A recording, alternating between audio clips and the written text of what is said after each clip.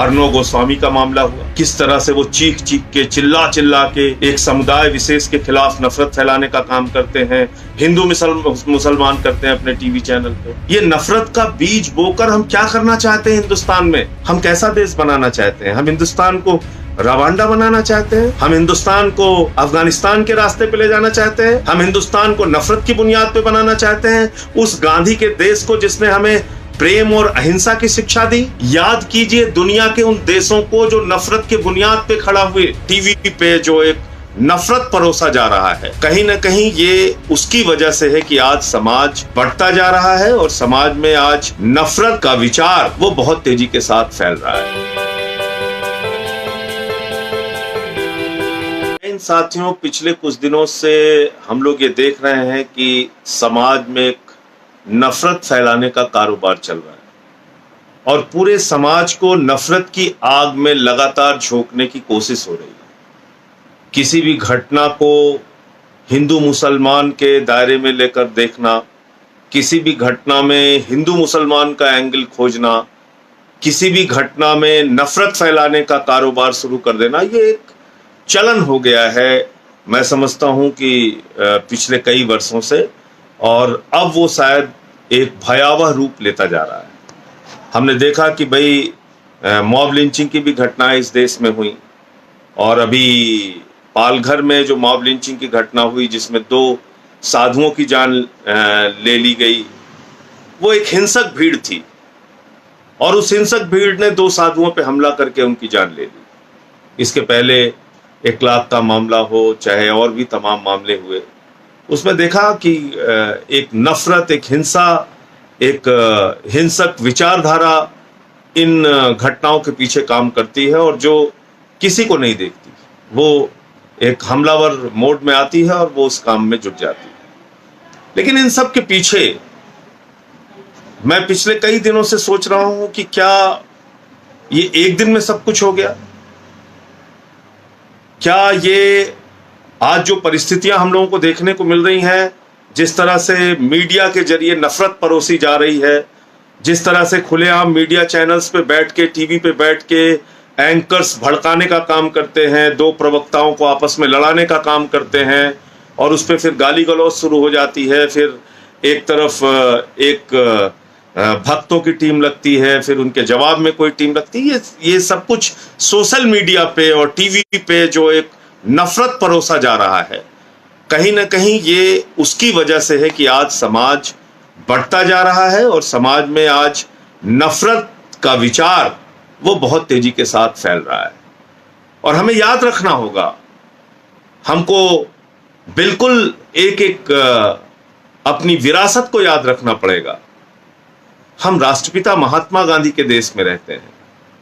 वो राष्ट्रपिता महात्मा गांधी जिनको अहिंसा का पुजारी कहा जाता है, वो राष्ट्रपिता महात्मा गांधी जिन्होंने अहिंसा के माध्यम से गोरे अंग्रेजों से इस देश को आजाद कराया, वो राष्ट्रपिता महात्मा गांधी जिन्होंने आजादी का आंदोलन नॉन वायलेंस, अहिंसा के जरिए चलाकर पूरे देश से उन अंग्रेजों को खदेड़ा जिनका सूरज नहीं डूबता था। और ज्यादा पुरानी बात नहीं है, अगर आप 74 के आंदोलन को याद करें, लोकनायक जयप्रकाश नारायण जी के आंदोलन को, तो उन्होंने भी नारा दिया था, मारेंगे नहीं लेकिन मानेंगे नहीं। यानी सत्ता के खिलाफ जो लोकनायक जयप्रकाश नारायण का आंदोलन था, वो भी अहिंसा का आंदोलन था कि लाठी खा लेंगे, मार खा लेंगे, सत्ता का उत्पीड़न बर्दाश्त कर लेंगे, जेल चले जाएंगे, लेकिन मारेंगे नहीं। और भी नजदीक आ जाइए, वर्ष 2011 को याद कीजिए, यही देश था, इसी देश के लोग थे, यही हिंदू मुसलमान थे, यही अगड़ा पिछड़ा दलित सवर्ण थे, यही 2011 का आंदोलन जिसका हम लोग खुद से साक्षी रहे हैं। हमने उस आंदोलन को बहुत करीब से देखा है, उसमें भागीदारी ली है, उसमें हिस्सा लिया है। अन्ना जी का आंदोलन, उस आंदोलन में हमने देखा कि पूरा देश अन्ना जी के साथ आंदोलन में खड़ा हुआ, पूरा देश सड़कों पे उतरा, लेकिन सब ने गांधी जी का रास्ता अपनाया, सब ने प्रेम और अहिंसा का रास्ता अपनाया। और उसमें कोई टीवी पर अन्ना जी के अनशन को देखता था तो वो अपना खाना छोड़ देता था, कोई सड़कों पे निकलकर आंदोलन करता था तो एक भीड़, एक हुजूम इकट्ठा हो जाती थी, लेकिन कोई तोड़फोड़, हिंसा नहीं, कोई नफरत फैलाने का काम नहीं, कोई हिंदू मुसलमान नहीं, कोई अगड़ा पिछड़ा दलित सवर्ण नहीं, कोई क्षेत्र भाषा नहीं, बल्कि पूरा हिंदुस्तान भ्रष्टाचार विरोधी आंदोलन में इकट्ठा हुआ था वर्ष 2011 के अंदर। ज्यादा पुरानी बात नहीं है। और अन्ना जी के पीछे किसकी तस्वीर थी? राष्ट्रपिता महात्मा गांधी की।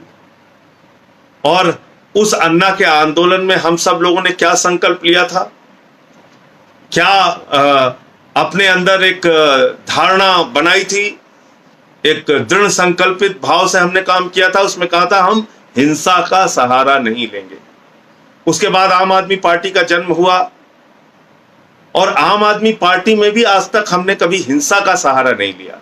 हमने हमेशा हिंसा की, नफरत की राजनीति का विरोध किया है। हमने हमेशा यह कहा है कि नफरत के लिए हिंदुस्तान में कोई स्थान नहीं। ये गौतम बुद्ध का देश है, ये राष्ट्रपिता महात्मा गांधी का देश है, यहां पर नफरत के लिए कोई स्थान नहीं। लेकिन आप देख रहे हैं तमाम चैनल के लोग वो इस वक्त नफरत परोसने का लगातार काम कर रहे हैं। अभी अर्णव गोस्वामी का मामला हुआ, किस तरह से वो चीख चीख के, चिल्ला चिल्ला के एक समुदाय विशेष के खिलाफ नफरत फैलाने का काम करते हैं, हिंदू मुसलमान करते हैं अपने टीवी चैनल पे। तो ये ठीक बात नहीं है।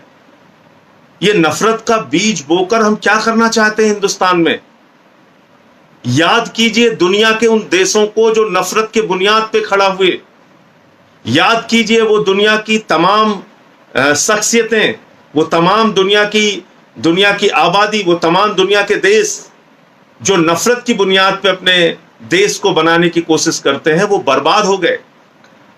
हिटलर की जर्मनी को याद कर लीजिए। हिटलर ने पूरी दुनिया में तानाशाही लाने का काम किया, हिंसा, नफरत, विश्व युद्ध के हालात पैदा किए, बम और गोली के दम पे दुनिया को बनाने की कोशिश की, बर्बाद हो गया। अंत में उसकी एक ऐसी मौत हुई जो आज तक एक रहस्य है कि उसने अपने आप को, खुद को गोली मार ली।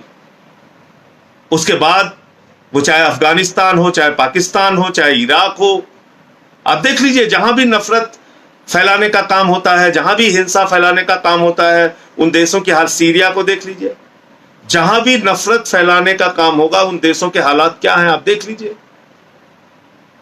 और कल मैं रवांडा के इतिहास को पढ़ रहा था, अफ्रीका का एक देश रवांडा, और ज्यादा पुरानी बात नहीं है, 1994 में वहां रेडियो के माध्यम से लगातार तुत्सीस के खिलाफ, वहां पे दो समुदाय थे, एक हुत्तू एक तुत्सी, हुत्तू और तुत्सी दोनों आदिवासी समुदाय हैं रवांडा में, और उन दोनों के खिलाफ लगातार नफरत फैलाने का कारोबार चलता रहा। और उसमें सबसे बड़ी भूमिका रेडियो की थी, सबसे बड़ी भूमिका रवांडा में चलने वाले मीडिया की थी। यूनाइटेड नेशन भी कुछ नहीं कर पाया, दुनिया के तमाम ताकतवर देश भी कुछ नहीं कर पाए। रेडियो पे खुलेआम अपील होती थी, तुत्सीस को मारो, तुत्सीस को मारो, अगर कोई दिखे तुम्हारे बगल तो उनकी हत्या कर दो। इस प्रकार का आह्वान होता था मीडिया के माध्यम से। और हुआ क्या रवांडा में 1994 में, जहां पे यूएन की सिक्योरिटी फोर्सेस भी थी, जहां पे संयुक्त राष्ट्र संघ भी मौजूद था, दुनिया के तमाम यूरोप के देश मौजूद थे। 8 लाख लोग उस बड़े नरसंहार में मारे गए। 8 लाख लोग, राष्ट्रपति मार दिया गया, प्रधानमंत्री मार दिया गया। ऐसा हिंसक समाज बना, किसी ने किसी की नहीं सुनी, एक दूसरे के कत्लेआम में जुट गए। हम कैसा देश बनाना चाहते हैं? हम हिंदुस्तान को रवांडा बनाना चाहते हैं? हम हिंदुस्तान को अफगानिस्तान के रास्ते पे ले जाना चाहते हैं? हम हिंदुस्तान को नफरत की बुनियाद पे बनाना चाहते हैं? उस गांधी के देश को जिसने हमें प्रेम और अहिंसा की शिक्षा दी?